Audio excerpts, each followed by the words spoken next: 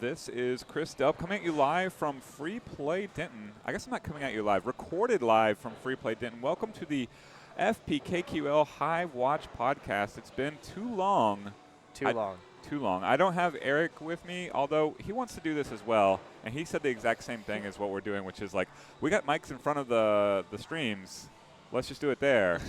Absolutely. So I'm not being joined by Eric yet. There may be another segment with or without him. I'm not sure. But I am being joined by Timothy of the Refried Bees. Yeah, I hope there's another segment with Eric. He's good at this. He is. You're good at it, too. I'm the one who doesn't need to be here necessarily. I just work for the place. Doesn't that mean you need to be here? I guess. So it's been too long. I think our last episode was... Do you know? You're a better historian at this stuff than I am. It was probably the one right after the Spring Series tournament with me, you, Eric, and Antonio all doing, passing two mics back and forth between all four of us. I know it was last season. That might have been the last one. Yeah. So recap where we've been. We could go all the way back to recapping the ending of Season 7, and it would be new content. Yeah, I mean, just super briefly, I suppose, we'll say the Refried Bees won the Killer Sleuth and Bumble Sleuth. Sorry, Killer Sleuth, they're winning this time. Bumble Sleuth, they won and got promoted. Battle Hive Apis was relegated, so they are now in the Bumble Sleuth. The Wannabes, my team, won the Killer Sleuth Championship. So we're just two champions here talking to each other. Yeah, it is. Y'all also won the Honey Pot, which... And this is a question I don't know the answer to. Has there ever been a season where two different teams have won the Nikita Cup and the Honey Pot? Not since not since the Nikita Cup was premiered. Okay. Although, if you retroactively look at it, yes. Okay. In fact, it's about 50-50. The Honey Pot is the postseason tournament. It's single elimination. We're gonna do it World Cup style, 4 out of 7. I got talked out of it the previous season or two, but Brian Lucas of Pollen Count said that that's how they do all major tournaments at this point in Killer Queen. They do 4 out of 7. So. And guess what? He's right. Yeah, I just want to do what's standard. I don't care whatever the format is. I don't want to kill anybody, so not that. But as long as I'll play. I just want to play. I agree with what some people were saying following Season 6 that. Best of 7 every single game, every round was a bit ambitious. Yeah. Especially if you're making it double elimination, we'll be here all day. Right. But since it's single elimination and just have the final should be best of 7. I agree with that. Yeah, that's what we're going to do. But we didn't do it for the Honey Pot of Season 7. The Wannabes won. Well, congratulations to us. Yay. Y'all didn't lose a single map that whole tournament, so best of 7 probably wouldn't have changed too much. No. Obviously, we weren't scared. Let's see. So you guys made it to the Killer Sleuth. We did. I guess tell me about your. Well, how was talking to Josh? Because you won the Joshua the bourbon bottle. Mm-hmm. So you got to meet Josh. I did briefly, yes. It was a lot of the biggest thing I remember from that call was all 6 of us, because it was the 5 who were on the roster from Season 7, which was me, Antonio, Tanner, Carson, and Carson. And then Hayden was also there because he was just at Free Play that day. And so it was like him holding the phone with Josh on it while all of us are in a half circle around it in the parking lot of Free Play Arlington, just talking to him. And it was cool. Josh immediately was just like, congrats on doing this. And then he started asking questions about the league format. What does the fact that we won actually mean? And are we going to start traveling soon? Stuff like that I think was the kind of questions that were on anyone's mind following Season 7. Right. I think, which is cool because it hearing that from Josh especially was cool because anyone could have asked us those questions, but the fact that it was coming from him meant okay, he's actually involved in the community with this game that he's made, and I kind of love that. Yeah, no, he absolutely is. I've played several games where the people who make them stop caring eventually, and that's very lame. So I'm glad that Josh and Nikita don't do that. Yeah, Josh and Nikita definitely care quite a bit about Killer Queen and its community. They've been out to Free Play multiple times, and Nikita, he loves the game and has literally a tattoo of abs. It's ask him to see it if you meet him. Josh Hopefully is super nice day. too. Hopefully one day. I mean, I'm sure. Well, you keep playing the game as much as you have been. I wouldn't see why not. Yeah, it's super cool to have those guys. What do you think about being? So you guys got promoted. Yep. So you're in the Killer Sleuth. You got to do the auction for the first time. How was that experience? So originally we weren't intending on having to do the auction because the plan from day one was if we get promoted, let's run it back with the exact same group of 5. Right. But then, life happens, and Alsabrook had – I forgot exactly what his life obligations were, but he's like if you traveling don't a good amount know, now. There's multiple rocket scientists on We Fry B Season 1 literally, so – That's what Tanner left for. Like, he left to go do that. Yeah. And so we did end up having to do the auction. So the first thing we did, we decided from the start, before even looking at who was on the auction board, was Hayden played for us as a sub numerous times. So why don't we just give him a permanent roster spot to kind of keep this team chemistry thing going? Yeah. And then we realized, we have the first pick. We can just take whoever without having to be contested for it. Yeah, it's a super pick. It's like the greatest advantage to a team getting promoted to from the Bumble Sleuth to the Killer Sleuth. And it's for a good reason, right? You're taking a big step up in leagues. Yeah. So giving you the best player on the board or giving you the opportunity to go find an even better player is needed. And so with that pick, we took Nathan Caston, which, you could have put anyone on the board that plays in DFW, and Nathan probably still would have been the person I chose. So that ended up being just a perfect fit. And I was a little concerned that all of our personality as a team might not have gelled with Nathan too well, but he seems to love it, which I'm really happy about. Yeah. You guys have good energy, especially y'all pop off at everything, and there's nothing like being on a team like that. The energy is infectious. I love it. That's why I love playing with you. All of you guys, each of you guys, I'm super happy. I think Carson is probably the most pop-off heavy. Yeah.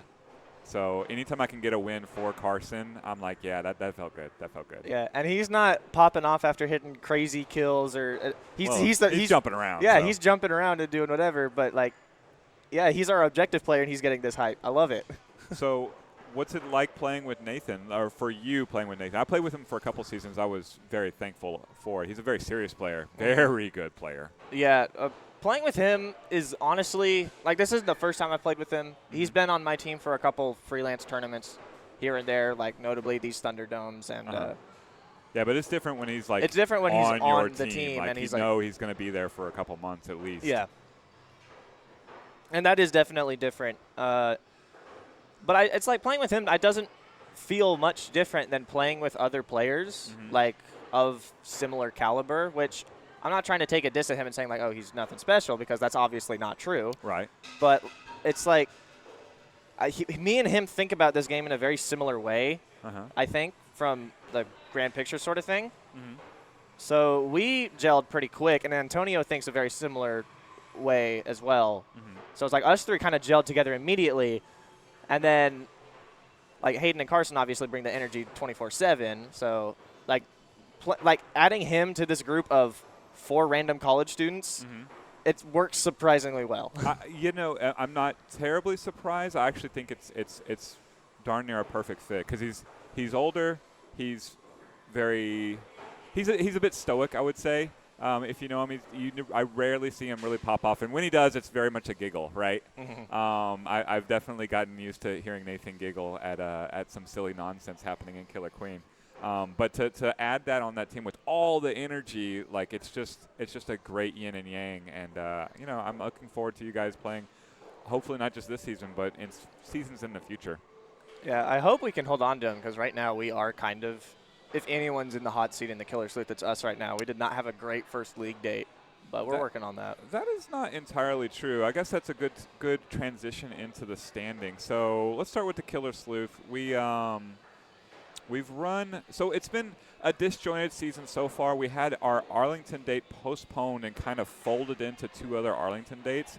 So it's made for kind of a weird schedule or weird standings right now. Pollen Count and From Dusk Map Till Dawn, the two Richardson teams have each played 8 games, right? Mm-hmm. So Pollen Count leads the league at 6-2. But then if you look at my team, the Wannabes, the defending champions, we've only played 3 games. We're 2-1. So and that is tied for the second best win percentage. Yeah, but like at 2 wins. Yeah, you've only played 3 games. Just we have you we could have finish 7 games you could to finish play. 9-1 again, or you could finish 2-8. Yeah, like yeah. So it just and we're cold. We haven't played in over a month, and it's just a scheduling quirk. But a scheduling quirk that was unforeseen because we had to cancel due to illness. A scheduling quirk that wasn't scheduled. Right.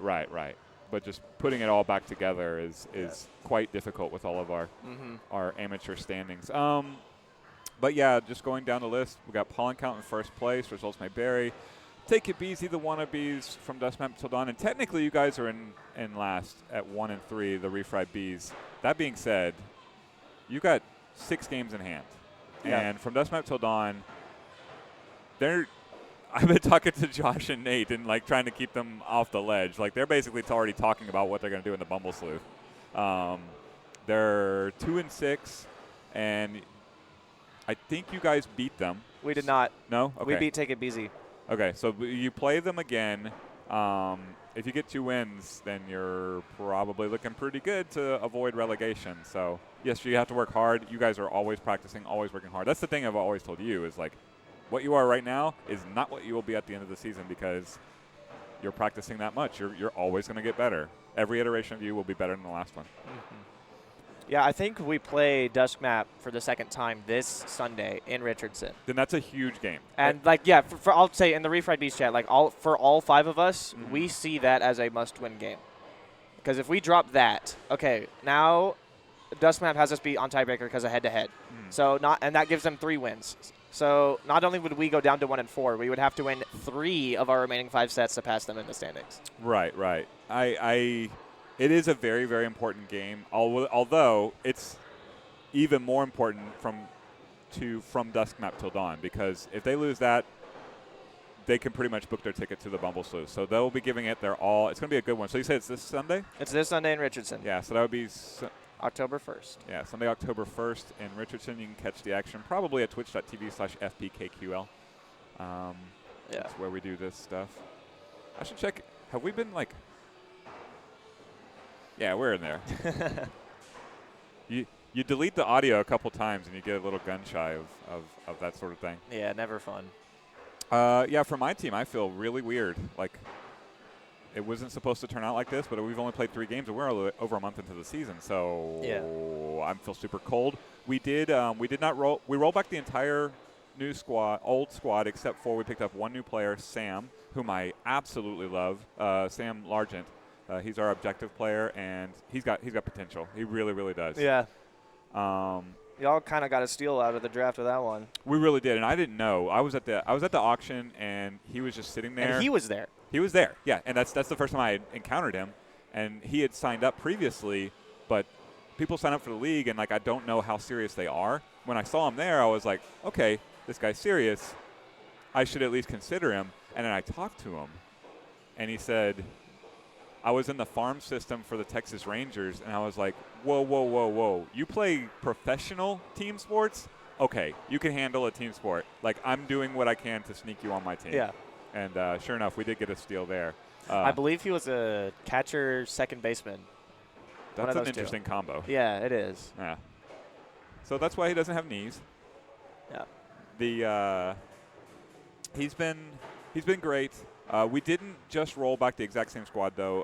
Eduardo is no longer queening. He's running Speed Warrior for us, and Rosalinda is taking over as queen, which is making it we did it as a nod to the league because we were pretty close to undefeated last season, and we wanted to roll back. We have a good squad. We like playing with each other. Rosalinda and Eduardo have quite the personal connection. They like to yell at each other. And I've always thought Rosalinda has been underappreciated as a Killer Queen player in general. So giving her the opportunity to queen, we're all on board. It's been fun. It's been wild and crazy. I wish we'd played more than 3 games to this point. But we did win the tournament, the preseason tournament. You Not did, that that means anything. So, yeah, it's been fun. It's been chaotic. Eduardo and Rosalinda really do just yell at each other all the time. Yeah. We're always about to explode on the cab, both in a good and a bad way. Yeah. So, that's just sort of the way it goes. I feel like when we're talking about the Killer Sleuth, one thing that kind of needs to be brought up this season is the apparent shift from snail to berries that a lot of teams have started to adopt. Yeah, because last season, seasons past, it was pretty much just Duskmap that was trying to run berries. But now Pollen Count's running berries. Duskmap's still running berries. Results May Berry made the switch after a couple games, and now they're going on a tear. So, you kind of have this shift almost in the meta in this league, and the berry teams are kind of ending up on top half the time. Yeah. Yeah, in fact, Pollen Count is in first place. They've been running berries. I've seen them win dayberry maps. Yeah. Yeah, it's crazy. Results May Berry does the exact same thing. Yeah, I think do you have any thoughts about why that is? A lot of teams, when they just – okay, so just general Killer Queen meta stuff. If you think you do not have the warrior power to beat the other team in a snail fight, that is generally when teams start to decide to run berries instead of snail. Because, we're not going to win this battle over the snail, so let's not start the battle over the snail. Let's make them kind of play our game, and let's just run some berries instead. So that's why a lot of teams decide to do that. And so the fact that more teams are doing that this season could mean that a lot of teams feel like they don't have the strong warrior presence that they had in Season 7.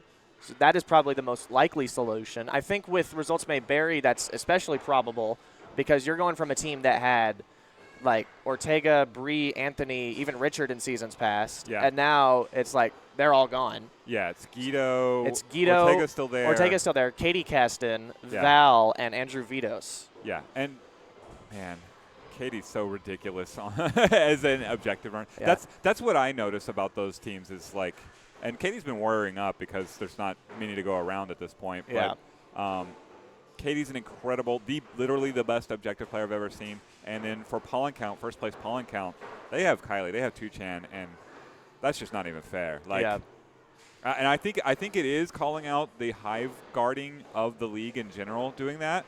But obviously, with good reason, they're winning on berries, so more power to them.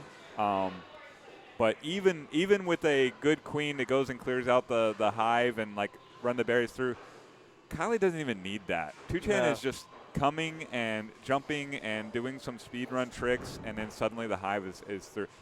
Anytime I get Kylie Tuchan in a draft tournament or any kind of limited tournament where we don't have teams before we get there, I already know I've won.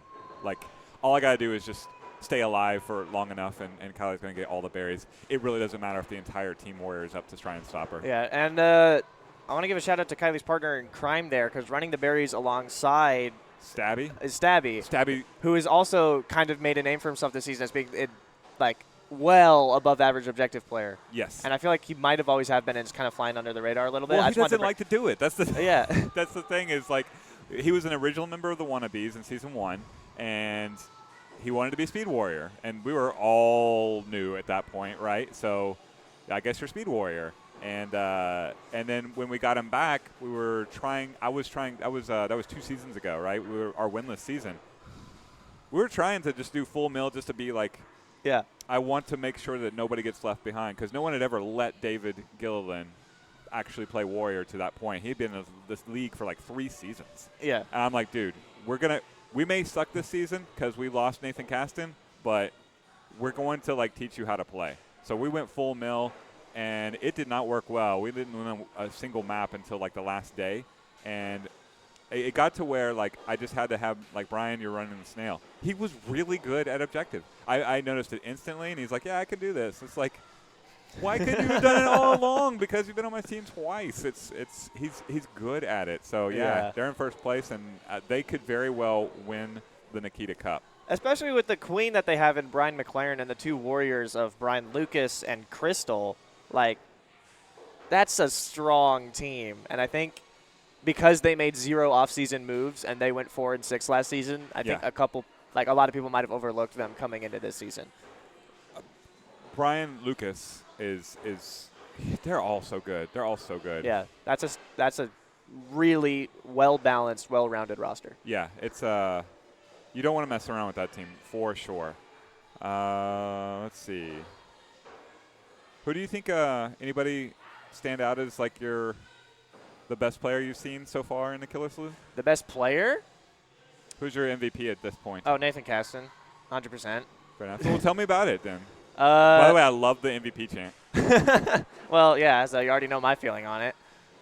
But, like, he was so crazy dominant in that map you guys won. Like, I just sat there back and watched with DeAndre, a.k.a. Spin Move, and I know exactly what map you're talking about. He was flying in the middle of the map the whole time, and, like, you would blink, he'd be on the ceiling, and he would be on every ceiling. He was everywhere all at once, front sticking, like, literally anybody who dared to come near him. Yeah. That was a warrior, and killing most of them multiple times. It was a tour de force for sure. Yeah, he'd wipe the whole team in a matter of 2 seconds. He'd kill the other queen in a matter like twice in 10 seconds. That's I know night map against Take It Easy. I know is exactly the map you're talking about because I've gone back and watched that several times. Yeah. Yeah. So he's my clear MVP at the moment. Even if we go 1-9, like, don't undervalue what he's done. I certainly do not. Yeah, I don't know. I'm looking at – oh, you know what? Guido has been – Guido's my other pick. Yeah, and Guido won the MVP last season, but, like, Guido has been taking it up even another notch because he doesn't have the backup all the time or maybe any of the time. And he's won maps by himself, just keeping his team in there. They're in second place at 4-2, so Guido has been Those awesome. are my two picks for current MVP favorite. Probably Guido if I'm being honest, but, like, I'm incredibly biased, so you know how that goes. I get you. I keep the energy. I like it.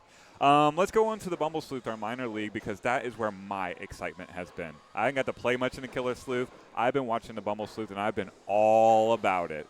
Death from Above has been wrecking shop in the Bumble Sleuth. Oh, yeah. I'm going to pull up the standings right here. And, like, obviously you want to draw the comparison between Season 8 Death from Above and Season 7 Refried Bees and which one has had the more dominant run. Obviously Death from Above hasn't finished their run yet. Right. But I think that comparison is really hard to make because the overall skill of the Bumble Sleuth has gone up. Very much so in Season 8 so far. Yes. Death from Above is sitting pretty at 5-0. Battle Hive Apis is 5-1. I don't want to talk about them right now because I want to talk about them later.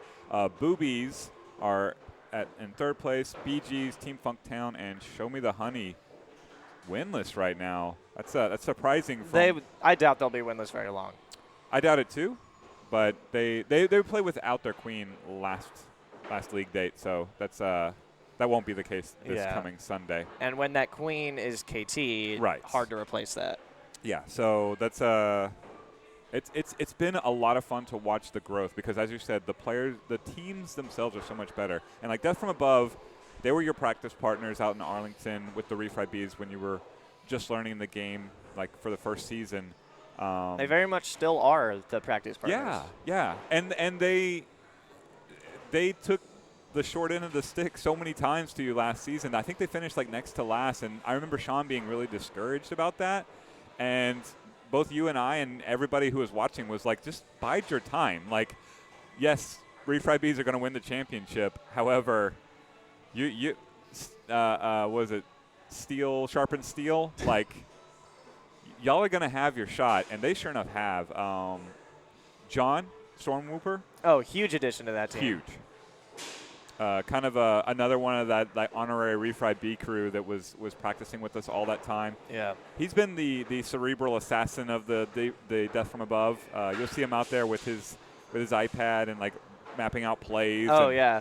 Yeah. There was one practice day. It was in Arlington, and he just took it upon himself to go up to Nathan Cassidy. It was just like, here, this is what I have mapped up for my team. Is this good? Like, critique it as much as you want. Right. Like, this is what I have planned. Yeah, and it was awesome to see. Yeah, and what he come up with, if I have the story right, was the bucket. He did come up with a plan for bucket, but he also managed to come up with standard day open, couple standard night opens, a standard dusk open, and his own version of standard twilight open, which doesn't actually exist yet. But I remember I heard Nathan say that. It was like, it's so cool that new players, once they start analyzing the game, come up with the exact same strategies that we've been doing for years. Right. Which means that he's got it down. Yes. No, he's a great player and a great tactician, and I've been loving to see it. That's very passionate about the game as well. Yeah.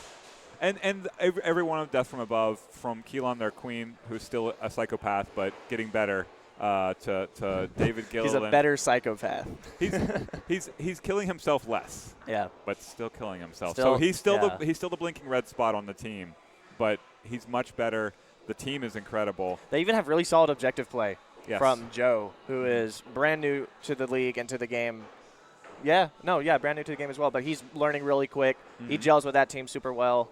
Yeah, they practice a lot. A lot of them, I think all of them are dads, if I'm not mistaken. John's not. John's not. Okay, yes, right. young John, still in college, not a dad, but everybody else dads. They get together and play. Is Keelan a dad? Yes, he is. Okay. He definitely is. His daughter was up here, Sunday? Last league day, yeah. I can't remember. Yeah, so it's been quite the showing, quite the team. I wanted to swing back around and talk about Battle Hive Apis, our relegated team. They're in second place of the Bumble Sleuths right now at 5-1. Their stats are absurd. They are, especially from two specific players that you probably already know who I'm about to talk about. But I want to set the stage a little bit for them because I feel like what they're doing is doubly impressive when you realize that they were the first team to ever get relegated, and for them, what that actually constituted was like a forced rebuild in a sense because, like, okay, they got relegated. Cool. Well, Will's not going to play on Bumble Sleuth, so he's trusting the free agent market. Right. And then Gary didn't come back either. Mitchell didn't come back either. So now they're left with basically no one. And since they get the last pick in the Bumble Sleuth auction, by the time their first pick came around, they were like, well, shoot, I don't know who any of these people are. Mm-hmm. But with Mahir's first pick, he ended up taking Andrew, which was a very good pick in the Bumble Sleuth auction because he has been incredibly dedicated and he's coming out every time he can, and he's made very noticeable improvements as the season goes on. Yeah, and he's a guy who used to run esports teams. He's actually a college student at UTD. Been trying to get UTD teams going.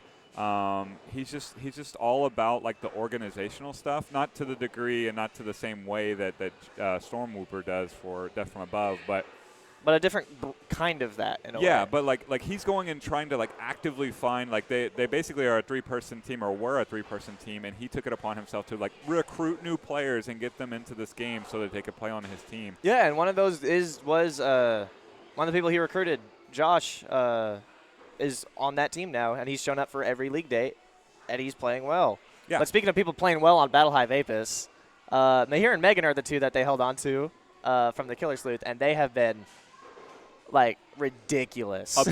Absurd. So league-leading OWE, Offensive Warrior Efficiency, is Mihir from Battle Hive Apis, the queen, 4.84 absurd. Yeah. That's 6 sets into the season. That's nuts. I think what's more nuts and what makes her the MVP to this point of the Bumble Sleuth is Megan, who is un-effing killable in this league. 73.47% uptime. Yeah. Her OWE is second in the league over every single queen except for her own. Yep. At 3.92. Ridiculous. Absolutely absurd. How many total deaths? Total deaths. It actually picked up some because they did lose one to Death from Above. Total deaths, 18. That's 3%. Yes. Not per map. Not per map. Per set. And I think all but like, I think she has maybe 6 deaths outside of the one set against Death from Above. Something like that. And even that one was like military death because she had to stop the snail by herself at some point against all of Death from Above. Yeah. And then she went down and she took a couple of drone kills because she couldn't get back up again because that would, of course, be the strategy, right? Yeah. But my goodness, I've seen her go with 0 death challenges, crushing an entire team like multiple times. Yeah. Just it's been great to see. My former APRist. Yeah, she's by far the front runner for Bumblesleuth MVP because I feel like with Death from Above, it's a lot harder to pick one player as the impact player. Yeah. With Battle Hive Apis, like, it's Megan. Let's be real. It's Megan. She's unkillable. She's unkillable. Like, if you're game planning, and we could bring on John and ask this, if you're game planning against Battle Hive Apis, it's like, how do we get Megan to die? Yeah. Because if that doesn't happen, you're not going to win. Yeah.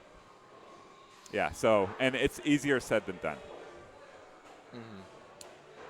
Shout-outs to so this is the first time we've been able to get teams in Fort Worth and in Denton. Yes.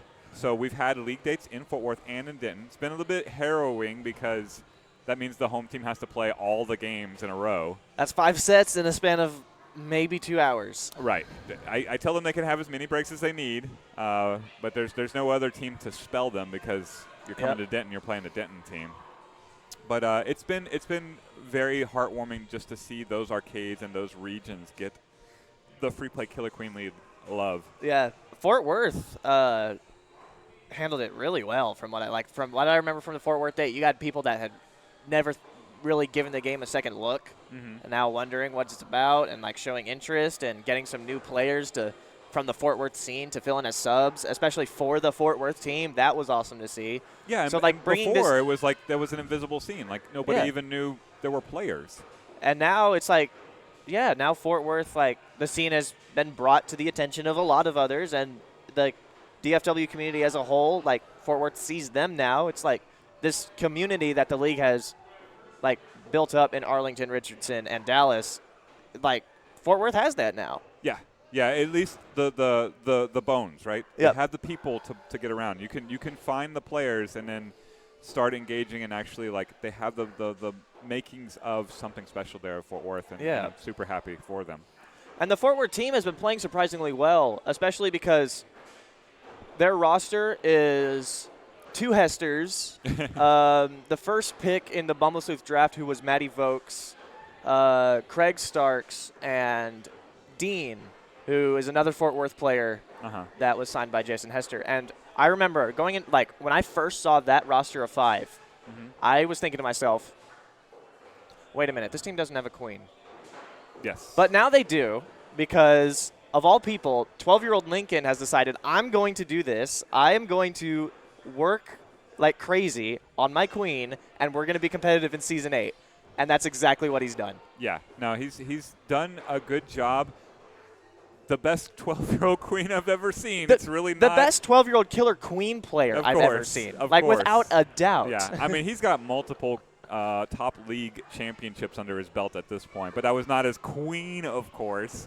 But yeah, he does a great job of queening. It's not just that he queens too. He's actually like he does dictate the strategy of the team. Yeah. Right. He knows the game at this point better than anybody else on his team, I would say. Yeah. Which that's not to say that his teammates don't know much about the game, because they certainly do. Like, Jason's been around for a while. Jason's won a championship before. Yeah. Vokes is like picking up the game real quick. Yeah. And she'll get there. She absolutely will get there. Both talent-wise and knowledge-wise, because we're already starting to see shades of that. Yes. Like this is a team that, like, it's a bunch of players that haven't really been given a chance to shine in these roles. Now basically showing us, and most specifically Fort Worth, this is what we can do. Bring it. Yeah, and I'm so happy for them in that. And like I said, the Bumblesleuth in general, like, that's where my passion is. I love all these teams. I want to see them all succeed. I work with Show Me the Honey, particularly Mary and Brindley, all the time in Richardson. Like, I'll drive out to your place just to help you learn the little things, because I love the passion that they bring, and they renew my spirit for the game. And I mean that for every single team. The BGs, Team Funktown, the Boobies, Battle Hive Apis, Death From Above, Show Me the Honey. The one I spent the least amount of time with this season is Death From Above, because they got it. Right? Yeah. They got it, and they got you. They can practice with you whenever they need. But the rest of them, it's just amazing to see. Yeah, for real. No, the Bumblesleuth is always where my heart's going to be, because that's where I started, and I've seen all these players, and I love seeing them improve at the game and get some of the opportunities that I had.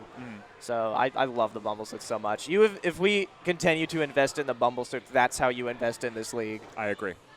Everybody should, and there's unlimited room for expansion in the league, and if need be, we'll make another sleuth, right? A minor league, or a middle league, or whatever. The more players, the more teams, the better. And like this happens. This reminds me so much of Season 2 of the Free Play Killer Queen League. Season 1, we had no idea what we were doing. For some reason, Megan picked me second in the draft. That was insane. And then Season 2, we had to learn how to play. Yeah. That's when the team started to learn. Well, now there's like Killer Sleuth teams, and like they're set, and we know them. But like this season, Bumble Sleuth, it became stable. Like these teams, I know they're going to show up. I know they're going to play. They're all practicing. They're all in it to win it. And I couldn't be happier. And it just tells me that like there's room for yet another league. All we got to do is get more players, and like bang, we're in. I know I've had conversations with some of the APers in the league, and they say that if there were to be a third sleuth, they would like it to be between Killer and Bumble. It would be. And I think that's what I agree with that, because it will be. So I've had it planned from the get-go, right? The Killer Sleuth is the top level league. The Bumble Sleuth is always the bottom level league, and the Honey Sleuth would be the third, in the middle league, right? Yep. So what is currently the Bumble Sleuth would become the Honey Sleuth, and then the Bumble Sleuth would be the lower yep. league. So that's kind of how that would shake out. It may even be in the. It's been a while since I updated the manual, but it may be in the manual. It's been a while since I've looked at it. Yeah. Let's see, we went over the top players to this point. So that kind of gets us where we are in Season 8. We've got league dates every Sunday. We tend to stream them all at twitch.tv/FPKQL. I believe there's 3 remaining. We'll be in Richardson on the 1st. On the 8th, we'll be in Dallas. And then on the 15th, we'll be in Arlington for the season finale. I'm glad you remember all this stuff, because I worked my ass off to make that schedule, and then I never wanted to see it again. Don't worry, that's why I'm here. Gotcha. Yeah, you can also check out all the match footage and the standings at KQ Hivemind. They keep all the stats. And just shout out to Abby from Baltimore. Love her. Shout out to Kevin from Portland also yes. for the overlay that is animated. Honeycomb, his animated overlay. He's been very, very, very good and very helpful. Made us our own custom overlay. Which is insane. Yeah. Yeah, animation. It's all huge. And also, we knew this was going to happen, Timothy, but we're number 1 on the KQ Hivemind stats. I noticed about when it happened. I can't remember how many days ago it was, but I did notice that. Yeah. Which I'm very happy about. Yeah, that's one that's not going back. We've been most games played for a long time. It's just been a matter of time before we caught South Florida. And shout-outs to them. They play the game a ton in South Florida. Yeah. But, we're rocking at every location of free play, all across the Metroplex, across 3 different counties. Like, South Florida basically has Glitch Bar and maybe a private cab, I think. Not even that. Just Glitch Bar, right? So they grinded out 74,000. We're shooting at 77,000, but that's only in the last 9 months or something like that. So we're gonna lap everybody. It's crazy. That's about how long I've been playing the game. Yeah. No, it's mostly if you look at the stats, about 65% of these games Timothy has been queen. I think Richardson is the most played cab according to Hivemind, but Arlington is a very close second. Yes. I think they're neck and neck, and I can't tell you in reality which one gets played more. Right, like if the stat client goes down for a moment and hiccups, then one might fall behind. They're very, very comparable in games played, which is to say a ton. Like Arlington itself, if I just go back and look at you're sitting at 22,000. You would be number 6. Just and Arlington. if you don't count the FPKQL, you're number 5 on the list. Yeah. Just Arlington. So that's not even ahead of technically Richardson. Yeah. Yeah. Anywho, that's been. We knew it was coming, so we're super happy to have it actually come to fruition. Before we get out of here, we should mention that we have a national tournament coming up. We have the Skyline Yes, Swarm. we do, and I'm very much looking forward to this one. Details. Go for it. So Skyline Swarm, normally Free Play does like the end of summer tournament. Well, it had to be postponed a little bit later than that to early November. And so because of that, we've given it a new name, that being the Skyline Swarm. We already have 7 complete teams signed up for it, I believe, as well as about a dozen free agents looking for a team. I mean, you still have plenty of time to sign up for this if you want to do it. Yeah, there's a team sheet. I'll try and put the Facebook link and the team sheet in the show notes. But yeah, we're looking at it now, and I see some great names here. B Wong is coming to town. Master Joe is coming from South Florida. He's been several times. Caesar. He just won a tournament up in Minneapolis, I believe. I mean, he's an incredible player. I got the good fortune of flying out to South Florida and staying at the man's house. So yeah, shout outs to them. I'll be low key rooting for you. Hivewatch is coming out from South Florida. Yeah, you and me are going to be on a team somehow. I just want to like that. We're low down in the spin moves, and I love that so much. Yep. DeAndre's on the team. He's spin move. Oh, he's yeah. really taken to that name. But yeah, it's we got seven teams set up, and as well as an impressive list of free agents that I hope are able to find spots on teams. I'm sure they will. I mean, if nothing else, I can team up with each other. Is that Abby? That is. What? All right. Shout outs to Abby. We love you. That is awesome. I hope that's right. I want to see Abby here in Dallas. Yeah, I mean it's Baltimore. Yeah, no, that's Abby. Abby's Abby. Nah, I'm so stoked.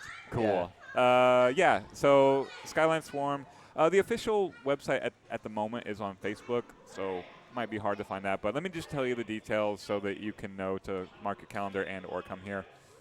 It is. Oh, you can find it in the Discord as well. There's a Discord for National Killer Queen. If you're outside of the area and you're listening to the podcast, you already know about this. But yeah, you can find Skyline Swarm there. November 10th through 12th, a 3-day event. It'll be power pools. So we'll have 2 sets of pools. The first one seated and the second one seated by whatever power pools. Ryan Hess has been helping me with the organization of that quite a bit. He's very obsessed, and the Ryan machine at Dallas is named because he lives very, very, very close. And just with how much he's contributed to the scene as a whole here in Dallas, big shout outs to him. Worthwhile, and also he does actually live that close. It's insane. He can see free play from his window. Yeah, 10th through 12th of November. We'll be done on Saturday well before the DJ hits the stage. I promise you, I want none of that. We're going to have 2 machines. There won't be more than 2 machines. The ownership has a wedding. Okay. So we won't have the facilities to move the machines around during that tournament. But 2 machines just live at Free Play Dallas at all times, and I'll make sure they're in tip-top shape. We're going to stream from both cabs. I have done that every time. I can just do that casually now. And because there's only 2 cabs, we are capping it at 16 teams, but it doesn't even look like we'll quite get to 16 anyway. I would love to, but yeah, maybe not. I don't know. I'd love to see us hit the cap. I mean, I always love the idea of overwhelming it with numbers, and then me going back to my boss and being like, so how do you plan me to do all this? All these people are in the arcade. They kind of need joysticks to play with, right? Yeah. Yeah, and it works that way pretty much. Yeah, $1,000 prize, all going to first place. Oh, yeah. Yeah, so winner take all. That will not be me. I'm sorry, Timothy. I'll let you down. No, I'm going to let you down. Nah, you're not going to let me down. I want to play with you. I want to play with you. You're going to be our queen, and I'm here for it. But yeah, $1,000 all to the winner, but a lot of fun to be had throughout the weekend. No draft tournament this time, I don't think. Yeah. Because we're having power pools. Hey, Doug, what's up? Doug from the Boobies joining us. But yeah, no, but this weekend's going to be a ton of fun. I'm already looking forward to it. I'm already made sure that I've got nothing going on that weekend. It's going to be a ton of fun. Yeah.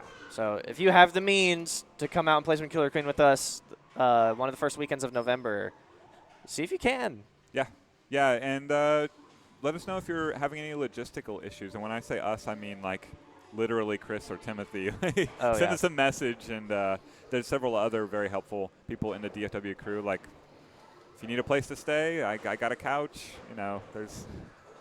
There's some other people with better facilities for that, but I'll let them offer their own couches, bedrooms, suites, whatever. But yeah, I'm good for one for sure. Yep. And I just want more players. I love this stuff. All right. That's good. How do we close this show? Do you remember? No. All right. I think Love you guys. we just hit stop recording on OBS. Sounds good to me. we're gonna close it out now. We got a Thunderdome Thursday that we're recording before, so we're gonna go play some Killer Queens. Oh yeah, for sure. Yeah. You guys have a good one. We'll Don't catch hit you stop next streaming. time. Hit stop recording. I could hit either.